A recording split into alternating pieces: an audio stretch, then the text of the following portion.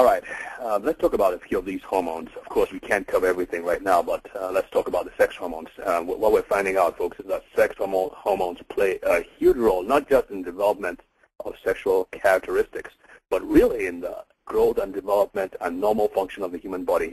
Quick example. Estrogen is responsible for strong bones. Testosterone is responsible for strong, bulky muscles. And here you see a graph. And let me just quickly explain what this means. Estrogen, as we grow older, this is 0 years. This is the first year of life, and the yellow part, of course, is testosterone.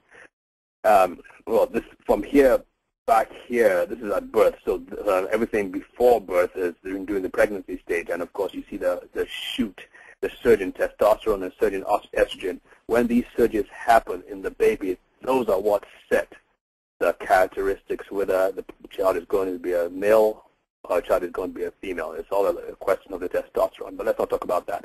What I want to really focus on is from 0 to about 70 years of age, we see that testosterone, the yellow part, stays really at its peak is in the 20s, and then it's kind of like stays at a high level until the 50s and 60s. Estrogen is not so. Estrogen kind of peaks at 20s, 30s, and into mid-30s, and then it begins a sharp decline till when you're into your 50s. And that they find out that osteoporosis begins to occur when you turn your 60s and afterwards, because primarily of the decline in estrogen. Of course, there's a decline in testosterone too. But this is for the males. The yellow is for the males, and then the green is for the females.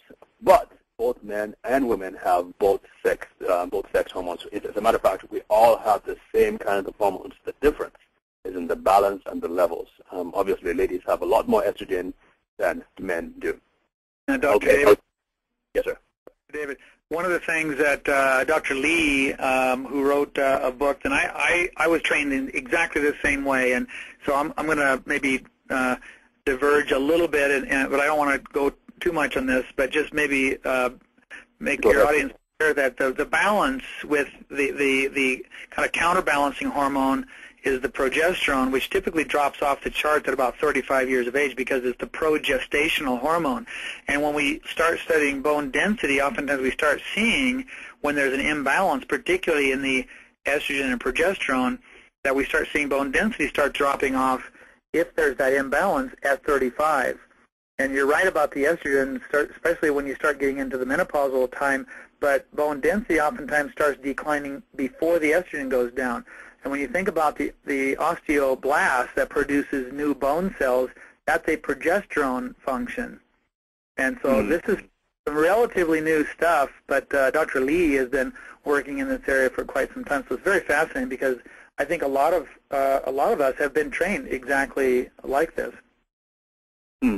So that's a fascinating area that definitely worth studying, and I think that's one of the reasons why when you start looking at bone density studies, oftentimes you'll see, I think one of the key top 2 or 3 factors is hormonal balance, particularly the estrogen dominant syndrome that typically occurs. But when you start balancing it out with progesterone, and again, Marla Algrimes talks about this in her the HRT solution, the hormone therapy replacement solution, and she's a compounding pharmacist, and she really focuses on keeping that balance in there, and oftentimes, like I say, about 35 years of age, that progesterone just drops off the charts.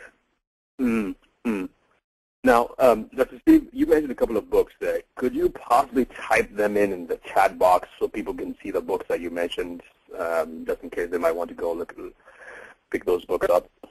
Yep. Okay, great, thanks. This is good stuff. I'm so glad I invited you on the show with me tonight, because I don't think I'd have done as good a job. But folks, here what we're trying to say, folks, and this isn't this is not to depress people, but the truth is there are cultures all over the world where those levels, let me go back, those levels that we just spoke about actually are maintained at a much higher level. For instance, estrogen in some cultures in the world, I can think of some in Southern South America now, that the estrogen levels really stay a little much higher. As a matter of fact, you don't see the steep decline that you see in Western cultures. They're maintained, and a lot of that has to do with their culture, their lifestyle, what they put in their bodies, their social interactions. You remember in the United States, we're more of an individualistic culture where everybody does his own thing and sticks to himself.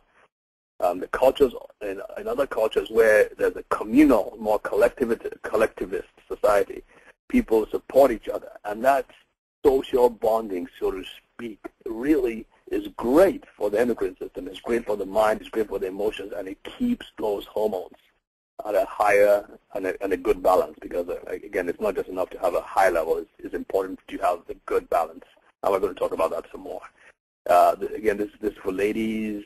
Unfortunately, folks, when you get to be about 40, you have half the level of testosterone that you had in your 20s. Now, remember, testosterone, ladies have testosterone too, and it's very, very important for the, testosterone is what helps you build muscle.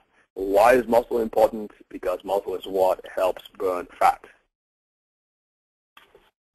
Fat burning is extremely important, important factor to keep your leptin levels down and to reduce inflammation. They found out that the more fat you have in your body, the more free radical damage you have in your body, and the more inflammation you're going to have in your body. Inflammation is not good, especially for your heart and your brain. And so, therefore, it is really good to have a certain body fat to muscle ratio. Is that BMI? No. Yeah. What's the term? Is it BMI, right? Yes. Dr. Steve, what's a healthy BMI for ladies in their 40s? That's a good question. I don't have the charts right in front of me, but Okay. I know we do a lot of infrared testing, and BMIs are good generic ways of catching that, but it doesn't typically consider body typing, morphology. Doesn't consider athletic builds and that sort of thing. There's a lot of athletes, both women and men. The BMI will show that they're in an overweight or obese category when it doesn't really take into consideration percentage body fat, which we all know that's the most important thing. Right, right. Okay, well, a healthy BMI is very, very important. I know anything over 30 is obese, right? Yes. Okay.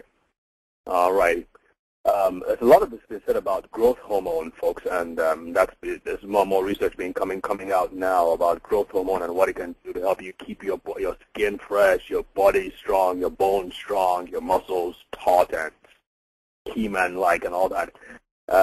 Again, growth hormone is very, very it plays a huge role in that anti-aging process. And again, you can see that in your 20s, again, the mid-20s, that's the miracle time when you're Superman, you're bulletproof, you're invincible.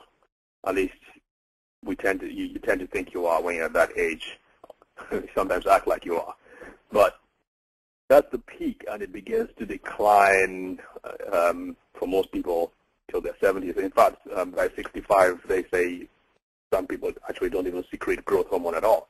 So there's this rage now about growth hormone supplements, and everybody's rushing to look younger, that search for the eternal fountain of youth.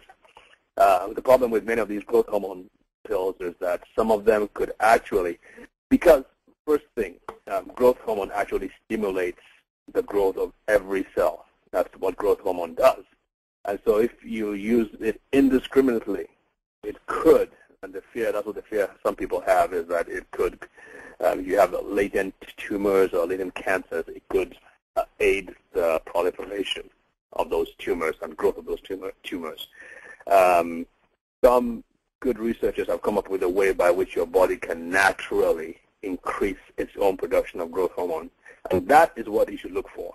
You don't want to just haphazardly, arbitrarily just pop growth hormone pills in your body.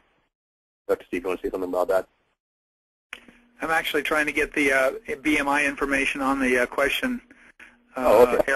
And also those two books. So.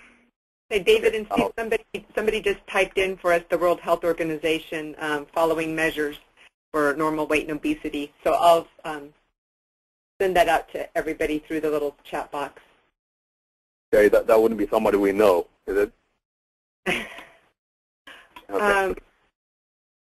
All right, I'll keep going. Weight gain, that's what everybody's concerned about, the battle of the bulge.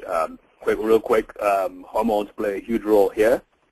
45 million people, including 31% of American women and 20% of our children, now meet the standard for obesity, which means they have BMIs over 30% or 30, yeah. 65% more